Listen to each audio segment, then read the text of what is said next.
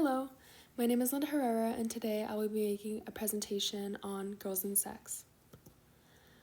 What are we trying to understand here? So, how have social norms, social structures, and gender expectations formed the experiences and understanding of sexuality in teenage girls of our modern society? And what do these things mean? Social norms are the shared expectations or rules that are within a group or a society that depend on how a person should feel, think, or behave. They're basically unwritten rules and what is normalized as a culture and as a society. Gender expectations are the belief or social norms that are given to an individual regarding how they behave, how they look, or how they act based off of their gender. And then social structures are the organized patterns of a social relationship and group that create a society, which can include a family, an institution, or governments that have rules and norms within themselves. So here's the outline of what we're going to go through throughout the video. And it's what are the social norms in our society, what are the social structures, and the gender expectations in our lives, but mainly focusing on girls and sex. So what are the social norms embedded in our society? And regarding this topic, there are many, and it's just the way that the norms for the way that girls are addressed sexually, which have changed over time, and that has become very normalized to call women a hussy, a thought, a hoe, or a tramp, which, like I said, changes over time, and they develop new words and things like that. And the consistent normalization of physical procedures. So this is something that has been normalized to change the way you look and the way you appear to meet a certain standard. And the way that constant words of dating culture have changed, like catching feelings, hooking up, dating, bases like first base, second base, which kind of refers to the first point. Then the void and absence in discussing and acknowledging women's anatomy. So a lot of the time, people don't know what a clitoris is, or people don't know what it takes to make a woman orgasm, and these things are overlooked by society, whereas with men, they are focused on learning what ejaculating is and what brings them pleasure, whereas a woman, that is very disregarded and unacknowledged because it can be seen as something that is quote-unquote gross. And then this goes into jokes being made towards women's sexuality of like, oh, you're such a whore, or things like that, of where it's very open to joke about, or you're being a pussy, like the way that it's been so normalized to call people that, where in theory it's demeaning someone. However, these things can be used towards men, like you are being a dick is a way that has been used. And what makes a woman desirable or appealing? The way that if a woman dresses less, it could be more desirable or appealing. Or if they dress more, just like those have changed, and the normalities have also changed a lot. And then women feeling pressured to engage in sexual activities due to protecting a man's ego, or internal pressure of, if I don't do this, then I feel like I'm weird, or external. The man could be pressuring you into doing these activities, even if they're unwanted, or being worried about social status. How does doing this or not doing this affect the way that I am perceived by those around me?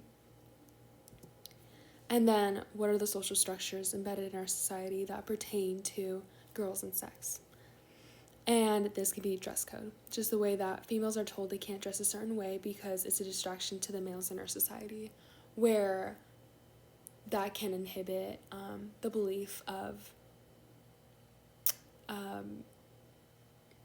just different beliefs of what this could lead to, if it doesn't matter what a woman wears, that she can still be sexually assaulted in, and that has been shown in a lot of cases, or just horrible examples like that.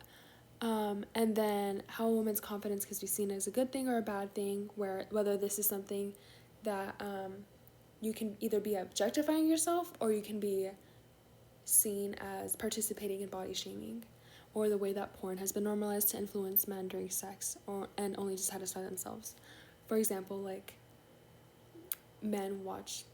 a lot of men watch porn, and this is where they learn what anal sex is, and they find pleasure in that, whereas a lot of women don't. And that is constantly overlooked because you're trying to please the man in a lot of sexual intercourse and just social pressures around that. And then being seen as a hoe and telling the girls to have an appearance of sexual confidence is more important than having knowledge of their own bodies.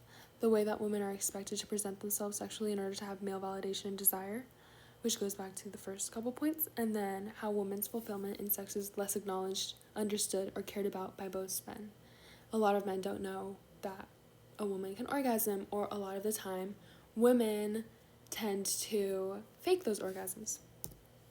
And then, what are the gender what are the gender expectations embedded in our society, which is most men have an expectation towards women to be sexually satisfied, while a girl most of the time feels an obligation to comply. This is typically with oral sex, but it has applied to other sexual activities like just general sex in general. And then another expectation is for a woman that they allow a sexual activity to happen because they feel like they can't say no. So if they were to say yes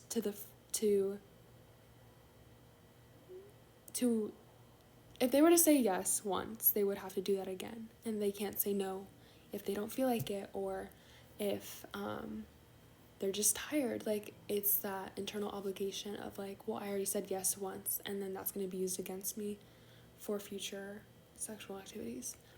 And then just how there's an underlying sexual expectation towards women that a lot of men have of being prepared, like self-grooming, where women shave a lot or have to smell good and just be very like presentable in a way, where men don't have that same obligation, where to them they're just like, well, you're just something that I look at, but for me it doesn't matter, like my state of health and my state of grooming. So then it goes into in many sexual encounters, women anticipate less pleasure and more pain than men, where men are there to satisfy themselves and women are enduring that pain that it takes just for them to meet that standard.